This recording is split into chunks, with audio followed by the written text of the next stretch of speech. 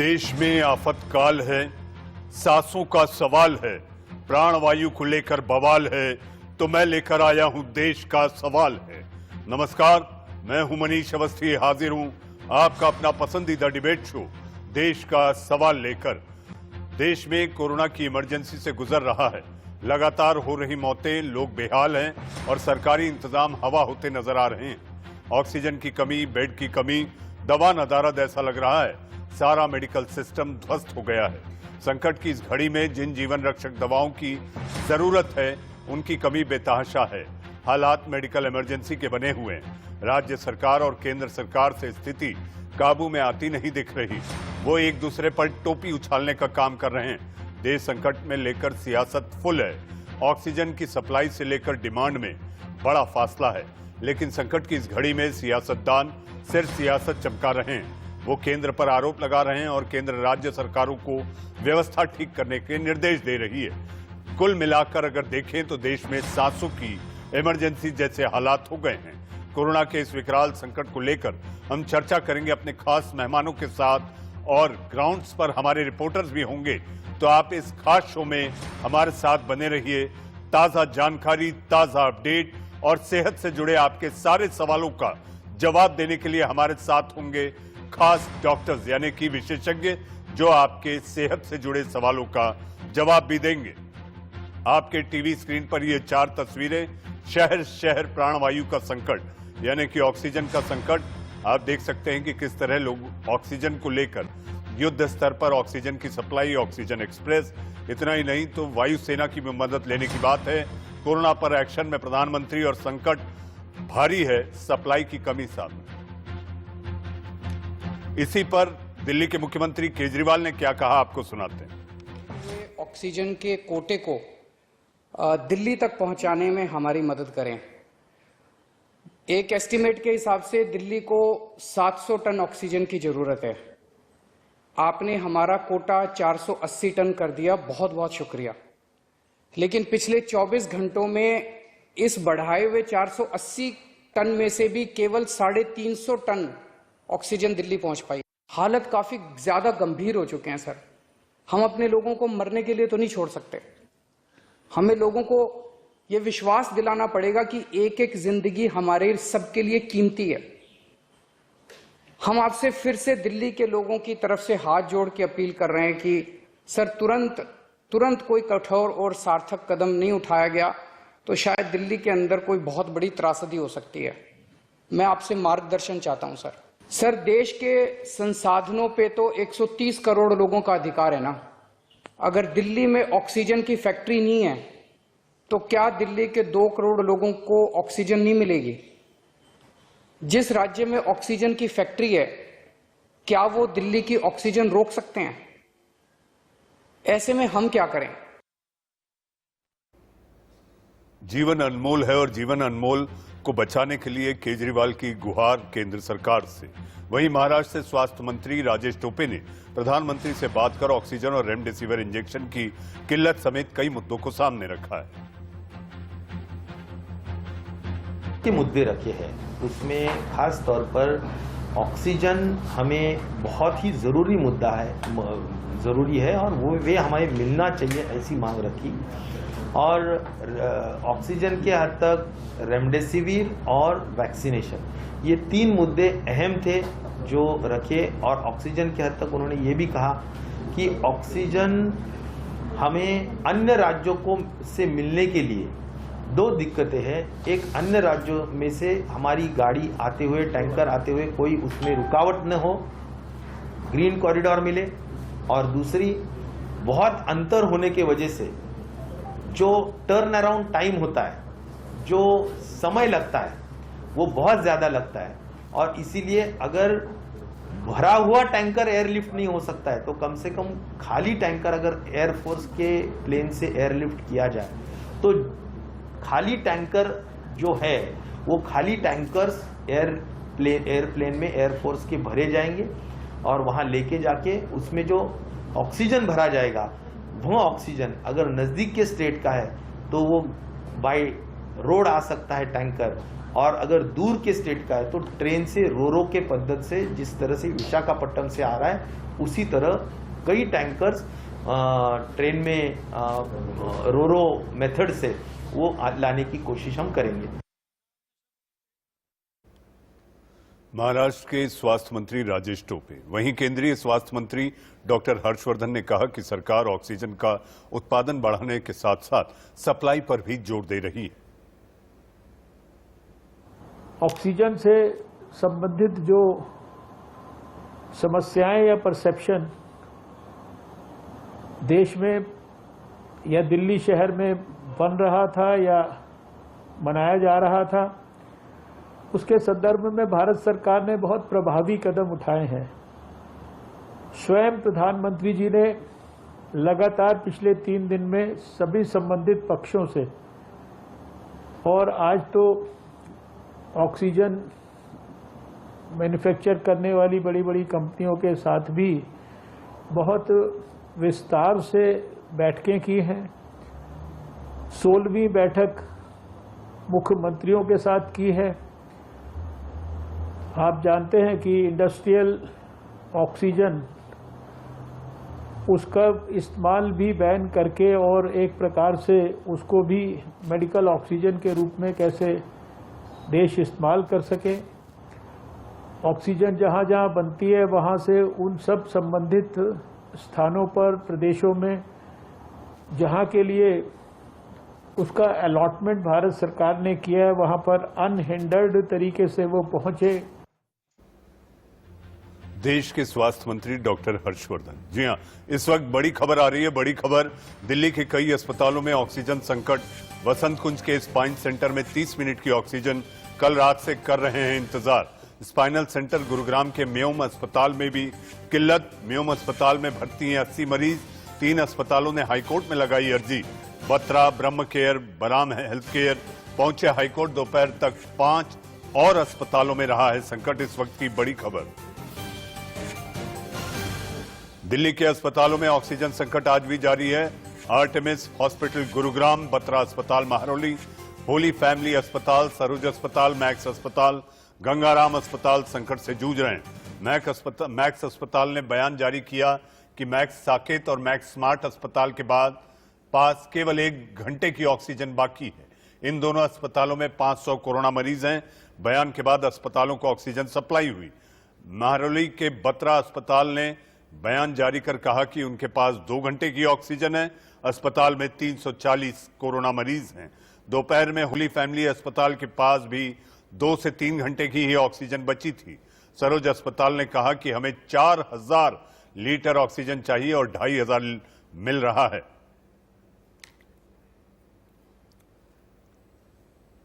जी हां, ऑक्सीजन की भारी किल्लत और इसकी सप्लाई को लेकर भी जो सवाल उठ रहे हैं, उसी पर चर्चा और बहस करने के लिए हमारे साथ मेहमानों का पैनल है। पैनल में आपके टीवी स्क्रीन पर हमारे साथ बीजेपी के प्रवक्ता, जी हां, विश्वास पाठक जी हैं। हमारे साथ शिवसेना के नेता प्रवक्ता किशोर तिवारी जी, हमारे साथ आम आदमी पार्टी के विधायक संजीव झा साहब हैं, और हमारे साथ राजनीतिक विश्लेषक अनुज अत्रे। विश्वास जी, किल्लत भारी है। जमाखोरी, लूटपाट, चोरी, यहां तक कि अब स्थिति यह हो रही है कि अस्पतालों से लोग सिलेंडर छीन के भाग रहे हैं। आखिर इस प्राणवायु को कैसे सुनिश्चित करेंगे आप?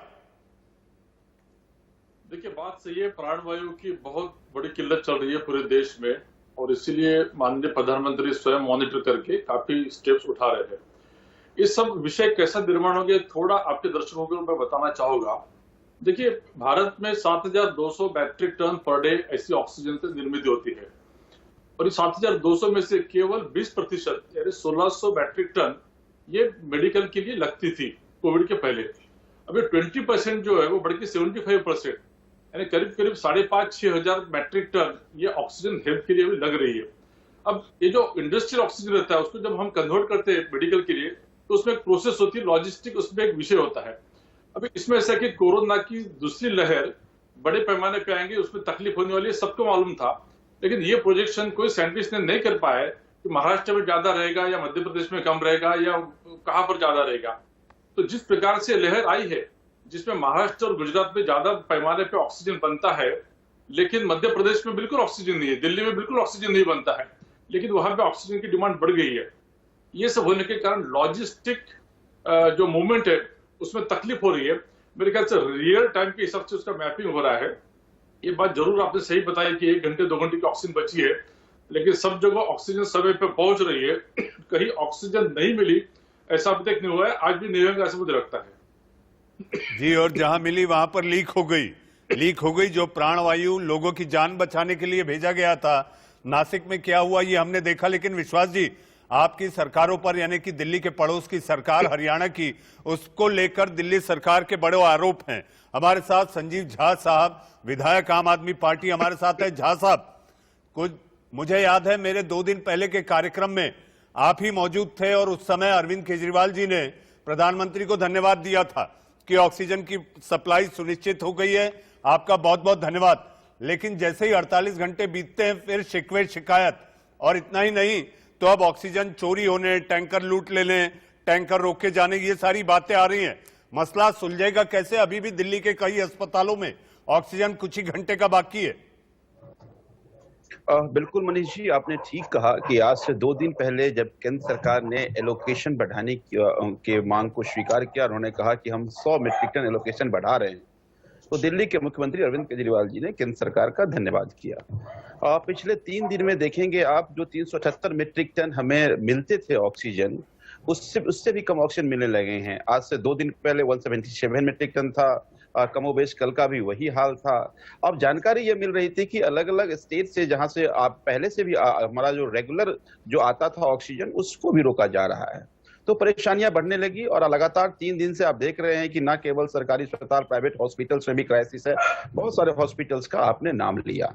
तो मुझे ये लगता है कि देखिए, अगर पेपर पर केवल एलोकेशन बढ़ाने के बाद अगर ग्राउंड पे ऑक्सीजन नहीं आएगा, और लगभग अगर सभी हॉस्पिटल्स में आप पेशेंट देख रहे हैं, 20,000 लोग हॉस्पिटलाइज हैं, कमोबेश 13-14 हजार लोग ऑक्सीजन पे हैं, तो मुझे लगता है कि अगर इस तरह की क्राइसिस बनी रहेगी तो फिर लोगों की जान आफत में है। तो दिल्ली के मुख्यमंत्री अरविंद केजरीवाल पीएम से गुहार लगा रहे थे। एक चीज समझिए कि मैं अपने क्षेत्र का विधायक हूं, तो यहाँ के जितने हॉस्पिटल वो हमें फोन करते हैं, हमारे पास विनती करते हैं, मैं जाकर सीएम साहब का विनती करता हूँ। सीएम साहब किसको कहेंगे? सीएम साहब हेड ऑफ स्टेट जो है, प्रधानमंत्री, उन्हीं को कहेंगे ना कि ये परेशानी आ रही है। उनके पास भी सभी हॉस्पिटल्स के फोन आ रहे हैं, सभी विधायकों के फोन आ रहे हैं, सभी लोगों के फोन आ रहे हैं। तो मुझे ये लगता है कि, और ये क्राइसिस जो है आफत वाली क्राइसिस है। अगर ऑक्सीजन पे पेशेंट है और ऑक्सीजन नहीं मिलेगा तो फिर तो बहुत बड़ी दुर्घटना हो सकती है। तो मुझे लगता है कि अगर ये वाजिब मांग करना, अगर शिकवे शिकायत लगते हैं, अगर वाजिब मांग करना अगर आप राजनीति लगती है, तो फिर राजनीति करनी पड़ेगी। मुझे ये लगता है कि आज दिल्ली में सभी हॉस्पिटल क्राइसिस में हैं। आपने तो बड़े-बड़े साहब, आपकी ये जो मांग है, झा साहब, आप लोग मांग कर रहे हैं, लेकिन आप पर उंगलियां ये उठ रही हैं कि आप लोग सियासत कर रहे हैं, ड्रामा हो रहा है। जो भी ऐसे नाजुक मोड़ में, ऐसे नाजुक दौर में ये सारी बातों के साथ जो सियासत हो रही है, आप लोगों पर विपक्षी दल ये आरोप लगा रहे हैं कि आप लोग केवल सियासत कर रहे हैं। मैं वही कह रहा हूं कि अगर ऑक्सीजन की क्राइसिस है, वो बात करना सियासत है। अगर मान लीजिए केंद्र सरकार, एक ही वैक्सीन केंद्र सरकार को मिलेगा 150 रुपए में, स्टेट को मिलेगा 400 रुपए, अगर इसकी बात अगर सीएम साहब कहते हैं, जबकि प्रधानमंत्री खुद ही कहते हैं 1 नेशन 1 प्राइस 1 नेशन, तो मेरे कहता हूं एक देश में दो रेट कैसे होगा, इसकी बात अगर कहते हैं तो आपको लोग कहते हैं राजनीति का। चलो हम राजनीति करते हैं। बहुत सारे लोग, बहुत सारे हॉस्पिटल्स हाईकोर्ट गए, हाईकोर्ट के किस तरह के तीखे बयान हुए आपके साथ, क्या वो राजनीति कर रहे हैं क्या? मेरा ये कहना, उन्होंने तो कहा कि कहीं से लाओ, चोरी करके लाओ, मुझे नहीं पता, पर आपको ऑक्सीजन देनी पड़ेगी। तो मुझे ये लगता है कि आज जरूरत है, आज दिल्ली में क्राइसिस है, और इस क्राइसिस की बात अगर दिल्ली के सीएम करते हैं तो वो राजनीति करनी पड़ेगी। अगर दिल्ली की जनता क्राइसिस को लेकर, क्राइसिस दिल्ली नहीं, जी हाँ, दोनों राजधानी, एक आर्थिक राजधानी और देश की राजधानी, दोनों परेशान है। हमारे साथ किशोर तिवारी जी हैं। किशोर जी शिवसेना के नेता प्रवक्ता हैं, और किशोर जी बड़े मुखर होकर बात करते हैं। और इतना ही नहीं तो किशोर जी पिछले कुछ समय से केवल और केवल इस समस्या का निवारण कैसे हो, इस पर चर्चा कर रहे हैं, सियासत करने से बच रहे हैं। किशोर जी, गफलत में रह गई सरकारें, गफलत में रह गई सरकारें, चाहे केंद्र सरकार हो चाहे राज्य सरकार हो। जी, आपने बहुत अच्छा बोला। कैसा है, आंकड़े महाराष्ट्र, दिल्ली से मुखर होके आ रहे थे, और मैं आज चाहूंगा मनीष, आज दिन प्राइम मिनिस्टर साहब लॉजिस्टिक और मीटिंग लेने में लेट हो गए। मैं राजनीति नहीं करूंगा, जो सत्य है वही बता रहा हूं। देखो, मध्य प्रदेश छत्तीसगढ़ का डिमांड हम कंसीडर नहीं कर रहे थे और हरियाणा पंजाब इसका भी नहीं कर रहे थे। अचानक इनकी भी डिमांड बहुत बढ़ गई। तो जो केजरीवाल जी कह रहे हैं या महाराष्ट्र कह रहा है, हमारी देखो, अगर लॉजिस्टिक बराबर दे पाते तो पीयूष गोयल ने जो अनाउंस किया कि मैं ग्रीन कॉरिडोर दूंगा और पहली ट्रेन हमारी आज रात को नागपुर आएगी, जिसमें केवल 7 टैंकर है। लेकिन चूक तो हो गई, लॉजिस्टिक में चूक हो गई, हमने एंटीसिपेट भी नहीं किया। मैंने आपके कार्यक्रम में बताया था कि आंकड़ा 3.5 लाख हो जाएगा, बाद में एक्टिव केसेज रियल स्टेट में 10 लाख है। तो ये सब चीजें समझनी चाहिए थी। आज एक्टिव केसेस पूरे भारत में करीबन 30 लाख हो गई है।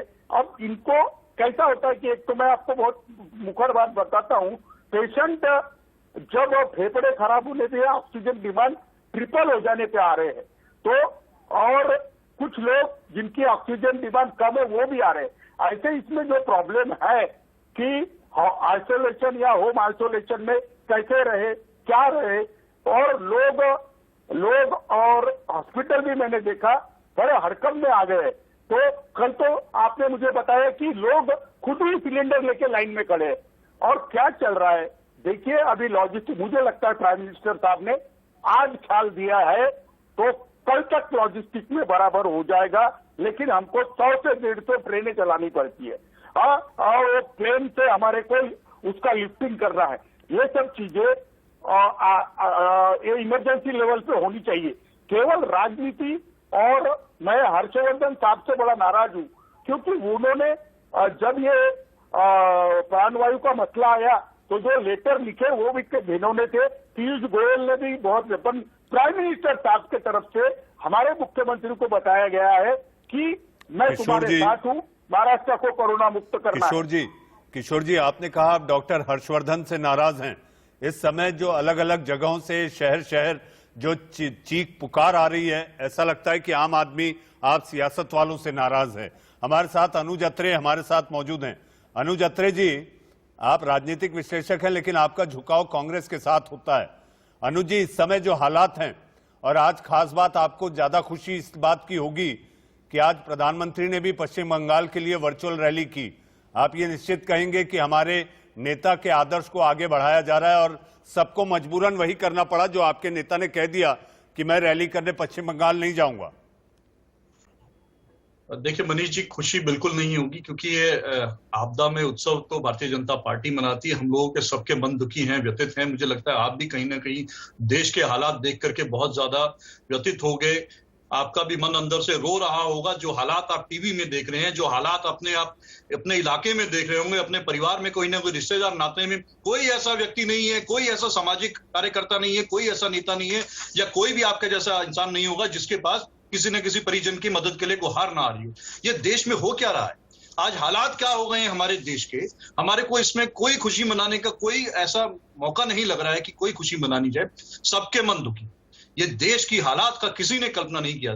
देखिए, कोरोना देश में आया, पिछले साल कोविड-19 का पैंडेमिक देश में आया, सबको पता था। राहुल जी ने फरवरी में चेता दिया था। ठीक है, हम मानते हैं कि सरकार किसी की भी रही होती, कोई नहीं रोक सकता था क्योंकि ये एक ऐसा वायरस था कि हर देश से अछूता नहीं था, सब देशों में आया। और लेकिन अब जब देश में हमारे आज अनुज अत्रे जी, वायरस को कोई नहीं रोक सकता था, लेकिन इस समय कई सरकारों की ये गुहार है कि ऑक्सीजन टैंकर रोके जा रहे हैं। जी हाँ, वक्त है एक छोटे से ब्रेक का। ब्रेक के बाद आएंगे और देश का सवाल कि आखिर प्राणवायु को लेकर मची सियासत पर कैसे रुकेगा संग्राम। ब्रेक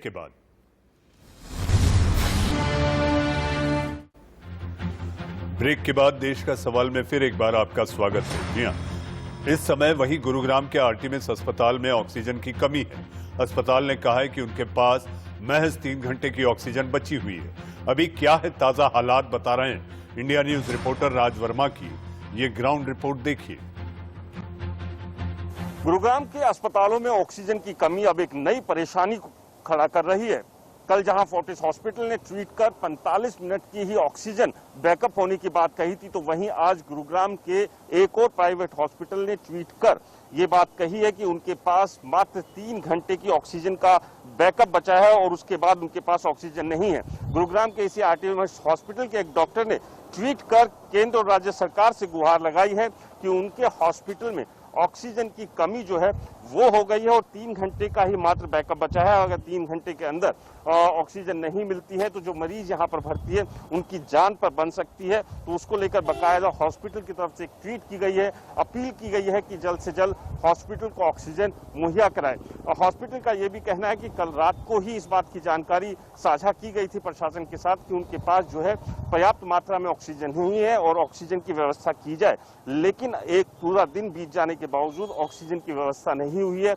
अब जरूर हॉस्पिटल से जो बात हुई है, हॉस्पिटल का कहना है कि जल्द ही जो है आश्वासन मिला है कि ऑक्सीजन की सप्लाई जो है वो मिल जाएगी। लेकिन सबसे बड़ा सवाल ये है कि लगातार एक के बाद एक गुरुग्राम के हॉस्पिटल से भी अब ऑक्सीजन में की कमी की खबरें जो है वो कहीं ना कहीं डराने लगी है कि जहां एक तरफ कोरोना ने लोगों की मुश्किलें बढ़ा रखी है, उस सब के बीच अगर ऑक्सीजन की कमी इसी तरह से चलती रही तो समझा जा सकता है कि कितनी जिंदगियों के ऊपर जो है वो खतरा मंडराया हुआ है। कैमरामैन गीतम के साथ राज वर्मा, इंडिया न्यूज, गुरुग्राम। मरीज अस्पताल के अंदर अपनी सांसें गिन रहा है और इंतजार में है बाहर खड़े उसके अपने रिश्तेदार, जी हां, जिनको इंतजार है कि आखिर ऑक्सीजन अस्पताल कब पहुंचेगा। आगे बढ़ते हैं हमारे पैनल की ओर। हमारे पैनल में खास मेहमान के रूप में डॉक्टर स्वाति माहेश्वरी हमारे साथ जुड़ चुकी हैं। हमारे साथ विश्वास पाठक जी, अनुज अत्रे जी, किशोर तिवारी जी और संजीव झा बने हुए। डॉक्टर स्वाति, आपसे इस समय जो सवाल है वो सवाल ये है कि भारत की सरकार और वैज्ञानिक जो कह रहे हैं, जो विशेषज्ञ हैं, वो ये कह रहे हैं कि आने वाले 3 सप्ताह तक कोरोना संक्रमण की रफ्तार इतनी ही बनी रहेगी या इससे तेज भी हो सकती है। डॉक्टर माहेश्वरी। मनीष जी, आपकी आवाज नहीं पहुंच रही है मुझ तक। डॉक्टर स्वाति, आपको मेरी आवाज आई?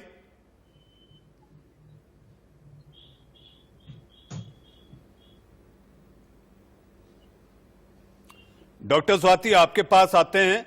हमारे साथ विश्वास पाठक जी हैं। विश्वास जी, अब आप लोगों पर विपक्ष ये आरोप लगा रहा है सीधे तौर पर, जब हम बात करते हैं एक देश यानी कि वन नेशन, एक देश एक वैक्सीन, तो एक कीमत क्यों नहीं? कीमत के पहले तीनों जो प्रवक्ता है शिवसेना के, आम आदमी पार्टी के, कांग्रेस के, मैं थोड़ा सा उनको जवाब देना चाहता हूं। सर्वप्रथम आम आदमी पार्टी की तरफ से 8 दिन पहले अगर आप देखो तो केजरीवाल ने ऐसा कहा था कि हमारे पास पर्याप्त ऑक्सीजन या पर्याप्त रेमडेसिविर दवाई है, सिर्फ 8 दिन पहले कहा था। उसके बाद में 300 मैट्रिक टन से उनको ऑक्सीजन बढ़ा के चाहिए था, तो 480 मैट्रिक टन किया, तब उन्होंने केंद्र सरकार का धन्यवाद किया। अभी वो कहते हैं कि 700 मैट्रिक टन की कोई जरूरत है। मुझे बताओ कि 8 दिन में आप ये प्रोजेक्ट नहीं कर पा रहे कि हमें ऑक्सीजन की जरूरत कितनी पड़ने वाली है, पहली बात। दूसरा, वो कल तक ये कह रहे थे कि हरियाणा और उत्तर प्रदेश से हमारे अंदर ऑक्सीजन नहीं आ रहा है, और प्रधानमंत्री से उन्होंने दरखास्त की कि आप वो मुख्यमंत्री से बात करो। देखिए, वो भी दूसरे मुख्यमंत्री से बात तो कर ही सकते हैं। मैं मानता हूं कि हरियाणा के साथ में इनकी कुछ तू बहमें हुई, लेकिन उसके बाद में सेंट्रल गवर्नमेंट ने इंटरवीन करके एक सर्कुलर निकाला पेंडेमिक एक्ट के तहत। इसका पूरा पैसेज कॉरिडोर रहेगा। विश्वास जी, आपको एक बात कहना चाहूंगा। कोरोना संकट ही नहीं, नेताओं की हेकड़ी किसान आंदोलन में भी देखी गई थी, जब पंजाब के मुख्यमंत्री हरियाणा के मुख्यमंत्री से बात नहीं करते थे। वही कह रहा हूं, जिस प्रकार से, और जहां तक केजरीवाल का सवाल है, उनकी क्रेडिबिलिटी का तो कुछ विषय है ही नहीं। आज भी प्रधानमंत्री के मीटिंग में उन्होंने जिस प्रकार का ओछा व्यवहार किया, उसको हीरोगिरी करके बाहर उसको टेलीकास्ट करने की कोशिश कर रहे हैं। विश्वास जी, मैं संजीव झा जी को लाता हूं। संजीव जी, विश्वास जी का सीधा आरोप है कि आप लोगों की हीरोपंती चल रही है। देखिए, मुझे ये लगता है कि विश्वास जी को हमने पहले भी बताया था कि ये एलोकेशन आप पेपर पे बढ़ा रहे हैं। ये 478 मीट्रिक टन 100 मीट्रिक टन बढ़ाने की बात हुई थी, पेपर पे हुई। मैंने तो कह रहा हूं कि 378 मीट्रिक टन जो हमें मिलता था वो भी नहीं मिल रहा है।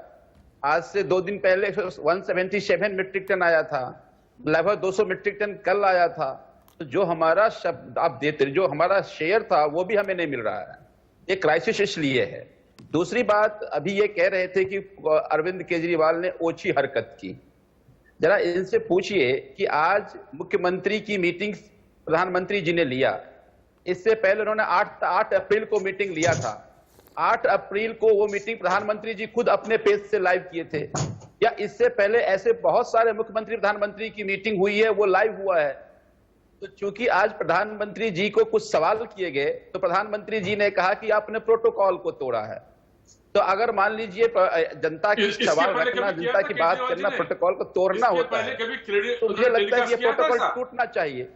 ये मीटिंग आखिर ऐसी कौन सी राष्ट्रीय सुरक्षा का मसला था जो देश की जनता को नहीं जानना चाहिए? अगर मान लीजिए प्रधानमंत्री जी आश्वासन दे देते हैं कि हम आपको ऑक्सीजन अवेलेबल करा रहे हैं और दिल्ली की जनता इस बात को जांच सुन लेती है प्रधानमंत्री कानों से, प्रधानमंत्री भरोसा करती है दिल्ली की जनता थी, तभी तो 7 सांसद इनको दिए। तो जनता का विश्वास और बढ़ेगा। जो पैनिक हो रहा है पैनिक नहीं होगा। क्यों इतना डर है आपको? आखिर क्या छुपा कर रखे हैं कि जो बात अगर अरविंद केजरीवाल जी कर दिए तो आपकी हवाइयां उड़ने लगी? मुझे यह लगता है कि सवाल ओछापन नहीं, आप लोगों ने जिस तरह की कमियां रखी हैं उस पर सवाल उठाने से आप लोग डर जाते हैं। जी, डरा हुआ तो आम इंसान है झा साहब, डरा हुआ आम इंसान है कि आखिर अगला पल उसको क्या सामना करना पड़ सकता है। हमारे साथ डॉक्टर स्वाति माहेश्वरी। स्वाति जी, आपको आवाज आ रही है? जी बिल्कुल। स्वाति जी, मेरा सवाल आपसे, वैज्ञानिकों का यह अनुमान है कि आने वाले 3 हफ्ते ये संक्रमण की रफ्तार लगभग इतनी बनी रहेगी और हो सकता है कि इससे ज्यादा तेज हो जाए। बिल्कुल संभावनाएं हैं मनीष जी इस चीज की। और जिस तरह से अब हम देख रहे हैं कि भारत में और स्ट्रेन्स भी मिल रहे हैं, डबल स्ट्रेन है, ट्रिपल स्ट्रेन है, और उस तरफ से आप देख भी रहे हैं कि संक्रमण अब ऑलरेडी कम्युनिटी स्प्रेड के लेवल पर जा चुका है। ऐसी स्थिति में हम बिल्कुल भी ये चीज प्रिडिक्ट कर पाना बहुत मुश्किल होगा कि कब हमारी हालत ऐसी हो जाएगी कि संक्रमण बहुत ज्यादा और ज्यादा फैल जाए। और अभी भी हम कोई छोटे नंबर पर नहीं बैठे हैं। अगर 3.5 लाख रोज मामले सामने आ रहे हैं तो हम समझ सकते हैं कि हम कहाँ पहुंच चुके हैं।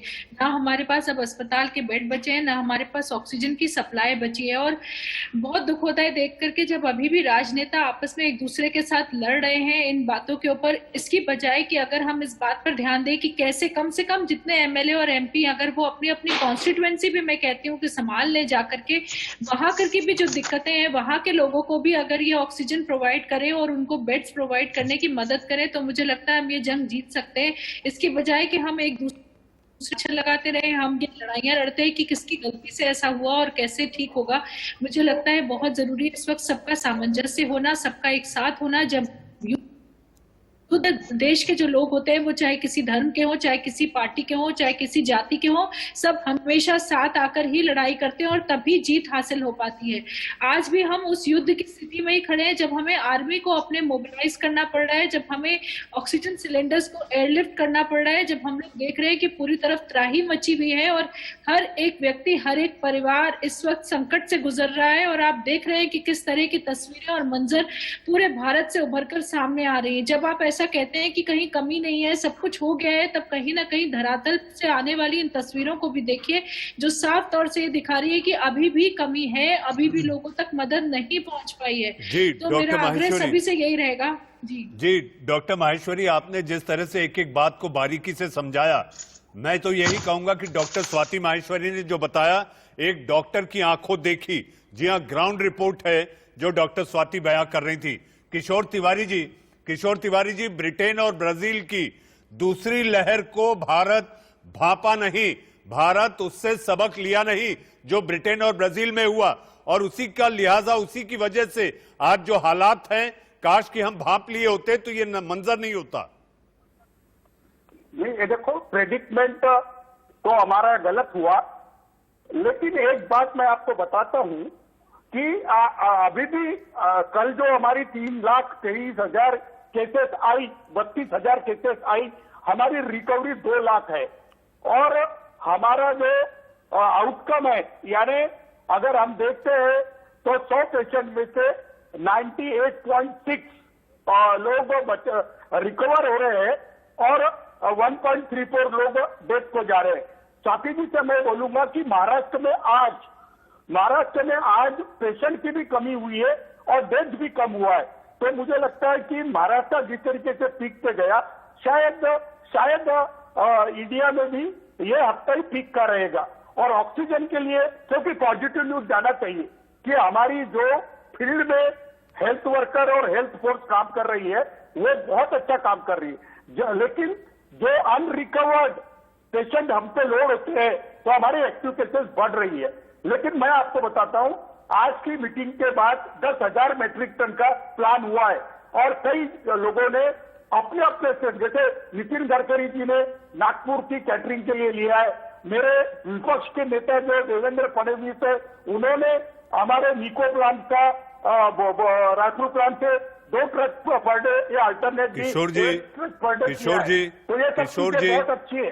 किशोर जी, चीजें जाने दो। किशोर जी, आपने एक जानकारी दी कि 10,000 मीट्रिक टन का प्लान हुआ है। एक कहावत मुझे याद आती है, कब बाबा मरेंगे कब बैल बटेंगे, जरूरत अभी है। लेकिन ठीक है, बहरहाल ये रफ्तार अगर इसी तरह बढ़ती रही तो शायद ये निश्चित काम आएगा। जी हमारे साथ अनुज अत्रे जी। अनुज जी, अब आपकी पार्टी से आवाज उठ रही है, एक देश एक वैक्सीन तो कीमत, अब कीमत पर संग्राम। तो देखिए, निश्चित तौर पे संग्राम की स्थिति किसने पैदा की है? कांग्रेस ने तो नहीं निर्णय लिया है, ये तो केंद्र सरकार भारतीय जनता पार्टी ने निर्णय लिया है कि एक देश में, एक ही राज्य में एक ही वैक्सीन का अलग अलग हॉस्पिटल्स में 3 रेट हो गए। सर, केंद्र सरकार के हॉस्पिटल में अलग रेट है, राज्य सरकार के हॉस्पिटल में अलग रेट है, प्राइवेट हॉस्पिटल में अलग रेट है। तो ये किसकी नीति है? ऐसा क्यों? आखिर इस महामारी के समय में इस तरह की राजनीति क्यों हो रही है और इस तरह की राजनीति क्यों हो रही है? ये कौन से राज्य की नीति है जो इस तरह की बात हो रही है? देखिए, अभी बात हो रही थी आम आदमी पार्टी और भारतीय जनता पार्टी के वक्ता आपस में किस तरह से जो तू मैं कर रहे थे, जो हाल इन्होंने दिल्ली में किया है वही आपकी चर्चा में हो रहा है। हालात ये है कि दोनों सत्ताधारी दल है, दोनों को जनता ने भारी मैंडेट दिया है कि जनता की सेवा करनी है, लेकिन दोनों के हाथ इस समय आकर के खड़े हो गए केवल कोरी राजनीति पर। यहां आम आदमी पार्टी के विधायक यहां बैठे, मैं इनसे पूछना चाहता हूं कि दिल्ली में, देश की जो राजधानी में है, 4थी वेव चल रही है, तो नहीं इनको पता था? तमाम देश के एक्सपर्ट्स ने बता दिया था कि जैसे जैसे इसका कोरोना की नेक्स्ट वेव आएगी, मामले गंभीर हो जाएंगे और कहीं ना कहीं ऑक्सीजन एक प्राथमिक उपचार का एक माध्यम है जिससे जो है मरीज को ठीक किया जा सकता है। क्यों नहीं आपने अनुज अत्रे जी, मुझे मेरी मनीष जी 10 सेकंड दीजिए, मुझे मेरी बात जी रखिए जी। देखिए, ये क्यों नहीं इन्होंने किसी भी सरकारी अस्पताल में पीएसए ऑक्सीजन प्लांट का निर्माण किया जो कि महज 40 से 50 लाख रुपए खर्च होकर के हो जाता। किसी भी हॉस्पिटल में दिल्ली में एक बता दें अगर इन्होंने एक प्लांट कर, लेकिन सैकड़ों करोड़ रुपए खर्च किए अपनी फोटो चमकाने के लिए। राज्य सरकार के पास बजट है लेकिन सोच नहीं है। जी अनुज जी, संजीव झा एक छोटा जवाब, संजीव झा एक छोटा जवाब, संजीव जी एक छोटा जवाब, फिर मैं डॉक्टर माहेश्वरी से लास्ट कमेंट लूंगा। संजीव जी, मुझे हैरत है, जो कांग्रेस के प्रवक्ता बात कर रहे हैं, अगर नहीं ज्ञानी थे तो महाराष्ट्र में संभाल लेते कोरोना को, ये संभाल लेते, राजस्थान में संभाल लेते। मुझे ये लगता है, देखिए, ये पूरी राजनीति करने से कोई फायदा नहीं है। आप आम आदमी पार्टी को गाली देने से समस्या समाधान नहीं होगा। आप एक तरफ तो कह रहे हैं कि ऑक्सीजन की समस्या जो वाकई डिस्ट्रीब्यूशन की प्रॉब्लम है, उसके कारण महाराष्ट्र में प्रॉब्लम हो रही है, छत्तीसगढ़ में प्रॉब्लम हो रही है, राजस्थान में प्रॉब्लम हो रही है, दिल्ली में प्रॉब्लम हो रही है। संजीव जी, प्रॉब्लम बनी हुई है। इस समय जरूरी है कि हम सब साथ मिलकर इससे लड़ें और इसको हराएं। डॉक्टर स्वाति माहेश्वरी, आज का टिप, क्योंकि मैं हमेशा आपसे ये कहता हूं, जब भी आप देश का सवाल में आती हैं तो एक ऐसा टिप देती हैं जो आम दर्शक के लिए बहुत महत्वपूर्ण होता है, तो मैं चाहूंगा आज का टिप क्या देना चाहेंगी आप? देखिए, पहले तो राजनेताओं को ही बोलना चाहूंगी मनीष जी कि ये महाराष्ट्र, गुजरात, उत्तर प्रदेश, राजस्थान करना बंद करें। आखिर हम एक देश है भारत और इस वक्त सबको एक दूसरे से कंधा मिला के चलने की जरूरत है। वहीं लोगों से मैं जरूर ये बोलूंगी कि पैनिक नहीं करें। 85% लोग घर में रहकर ठीक हो रहे हैं। आपको डॉक्टर से संपर्क करना है ताकि आपको सही ट्रीटमेंट मिले और बहुत कम लोग ऐसे हैं जिन्हें ऑक्सीजन की जरूरत पड़ रही है, लेकिन सरकार को जरूरत है। Doctor Maheshwari, Swati Maheshwari, internal medicine expert, हमारे साथ विश्वास पाठक जी, अनुज अत्रे जी, किशोर तिवारी जी और संजीव झा साहब, आप लोग जुड़े, देश का सवाल में आए, बहुत बहुत धन्यवाद। ये कार्यक्रम आगे आने वाले कुछ घंटों तक लगातार जारी रहेगा और इसके साथ साथ जाते जाते मैं केवल इतना कहना चाहूंगा, जी हाँ, लोकनीति पर राजनीति भारी दिखाई देती है, जो आपको देश का सवाल में तमाम सियासत के लोगों को सुनकर एहसास हो गया होगा। जी हाँ, इस कार्यक्रम को आगे बढ़ाएंगे मेरे अपने सहयोगी राजीव शर्मा, एक ब्रेक के बाद।